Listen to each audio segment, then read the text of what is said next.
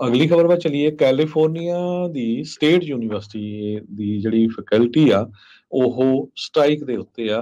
ਕਹਿੰਦੇ ਵੀ ਸਾਨੂੰ ਤਨਖਾਹ ਜਿਹੜੀ ਆ ਉਹ ਵਧਾਈ ਜਾਵੇ। ਅੱਜ ਉਹਨਾਂ ਨੇ ਇੱਕ ਦਿਨ ਦੀ ਜਿਹੜੀ ਸਟ੍ਰਾਈਕ ਆ ਉਹ ਕੀਤੀ ਸੀ। California state university largest public university system ਆ USA ਦੇ ਵਿੱਚ, ਜੀ ਜਿਹਦੇ ਕੋਲ ਕਾਫੀ ਜ਼ਿਆਦਾ ਜਿਹੜੇ ਕੈਂਪਸਸ ਹੈਗੇ ਆ। ਹੰਡਰਡਸ ਆਫ ਫੈਕਲਟੀ ਮੈਂਬਰਸ ਜਿਹੜੇ ਕੈਲੀਫੋਰਨੀਆ ਸਟੇਟ ਪੋਲੀਟੈਕਨਿਕ ਯੂਨੀਵਰਸਿਟੀ ਪਮੋਨਾ ਦੇ ਵਿੱਚ ਹੈਗੀ ਆ, ਉੱਥੇ ਉਹਨਾਂ ਨੇ ਅੱਜ ਪ੍ਰੋਟੈਸਟ ਕੀਤਾ। ਕਹਿੰਦੇ ਵੀ 29,000 ਦੇ ਕਰੀਬ ਜਿਹੜੇ ਵਰਕਰਸ ਆ ਯੂਨੀਅਨ ਨੂੰ ਰਿਪਰੈਜ਼ੈਂਟ ਕਰਦੇ ਕੈਲੀਫੋਰਨੀਆ ਸਟੇਟ ਯੂਨੀਵਰਸਿਟੀ ਦੇ 23 ਕੈਂਪਸਸ ਦੇ ਵਿੱਚ। ਯੂਨੀਅਨਸ ਇਹ ਮੰਗ ਰਹੀਆਂ ਵੀ 12% ਉਹਨਾਂ ਦੀ ਸੈਲਰੀ ਦੇ ਵਿੱਚ ਇਨਕਰੀਜ਼ ਕੀਤਾ ਜਾਵੇ। ਤੇ ਕਿਉਂਕਿ ਇਨਫਲੇਸ਼ਨ ਬਹੁਤ ਆ, ਮਹਿੰਗਾਈ ਬਹੁਤ ਜ਼ਿਆਦਾ ਹੋਈ ਆ।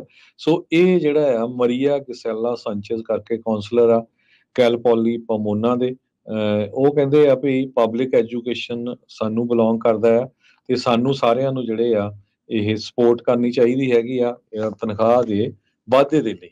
ਯੂਨੀਅਨ ਨੇ ਇਹ ਕਿਹਾ ਵੀ ਉਹ San Francisco State University, California state University Los Angeles ਤੇ ਕੈਲੀਫੋਰਨੀਆ ਸਟੇਟ ਯੂਨੀਵਰਸਿਟੀ ਸੈਕਰਾਮੈਂਟੋ ਦੇ ਵਿੱਚ ਵੀ ਜਿਹੜਾ ਆ ਪ੍ਰੋਟੈਸਟ ਕਰਨ ਜਾ ਰਹੇ ਆ, ਜਿਸ ਤਰ੍ਹਾਂ ਅੱਜ ਹੋਇਆ ਹੈਗਾ। ਕੈਲੀਫੋਰਨੀਆ ਸਟੇਟ ਯੂਨੀਵਰਸਿਟੀ ਦੇ ਚਾਂਸਲਰ ਦੇ ਆਫਿਸ ਵੱਲੋਂ ਉਹਨਾਂ ਨੇ ਇਹ ਕਿਹਾ ਵੀ $380 ਮਿਲੀਅਨ ਹੋਰ ਕਾਸਟ ਕਰੂਗਾ ਜੇ ਉਹ ਸੈਲਰੀ ਦੇ ਵਿੱਚ ਵਾਧਾ ਕਰਦੇ ਹੈਗੇ ਆ। ਕਹਿੰਦੇ ਵੀ ਇਹ $150 ਮਿਲੀਅਨ ਦੀ ਜਿਹੜੀ ਫੰਡਿੰਗ ਆ ਉਹ ਹੋਰ ਐਕਸਟਰਾ 2023-2024 ਸਾਲ ਦੇ ਵਿੱਚ ਉਹਨਾਂ ਨੂੰ ਲਿਆਣੀ ਪਊਗੀ।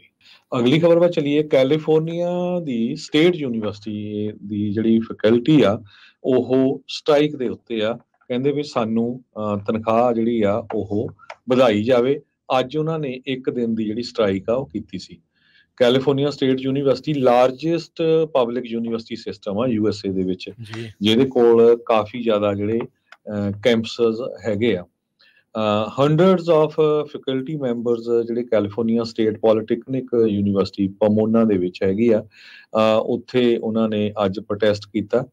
ਕਹਿੰਦੇ ਵੀ 29,000 ਦੇ ਕਰੀਬ ਜਿਹੜੇ ਵਰਕਰਸ ਆ ਯੂਨੀਅਨ ਨੂੰ ਰਿਪਰੈਜ਼ੈਂਟ ਕਰਦੇ ਕੈਲੀਫੋਰਨੀਆ ਸਟੇਟ ਯੂਨੀਵਰਸਿਟੀ ਦੇ 23 ਕੈਂਪਸਸ ਦੇ ਵਿੱਚ। ਯੂਨੀਅਨਸ ਇਹ ਮੰਗ ਰਹੀਆਂ ਵੀ 12% ਉਹਨਾਂ ਦੀ ਸੈਲਰੀ ਦੇ ਵਿੱਚ ਇਨਕਰੀਜ਼ ਕੀਤਾ ਜਾਵੇ। ਤੇ ਕਿਉਂਕਿ ਇਨਫਲੇਸ਼ਨ ਬਹੁਤ ਆ, ਮਹਿੰਗਾਈ ਬਹੁਤ ਜ਼ਿਆਦਾ ਹੋਈ ਆ।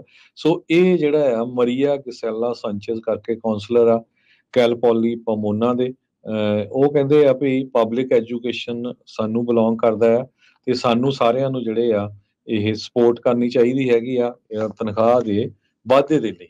ਯੂਨੀਅਨ ਨੇ ਇਹ ਕਿਹਾ ਵੀ ਉਹ San Francisco State University, California state University Los Angeles ਤੇ ਕੈਲੀਫੋਰਨੀਆ ਸਟੇਟ ਯੂਨੀਵਰਸਿਟੀ ਸੈਕਰਾਮੈਂਟੋ ਦੇ ਵਿੱਚ ਵੀ ਜਿਹੜਾ ਆ ਪ੍ਰੋਟੈਸਟ ਕਰਨ ਜਾ ਰਹੇ ਆ, ਜਿਸ ਤਰ੍ਹਾਂ ਅੱਜ ਹੋਇਆ ਹੈਗਾ।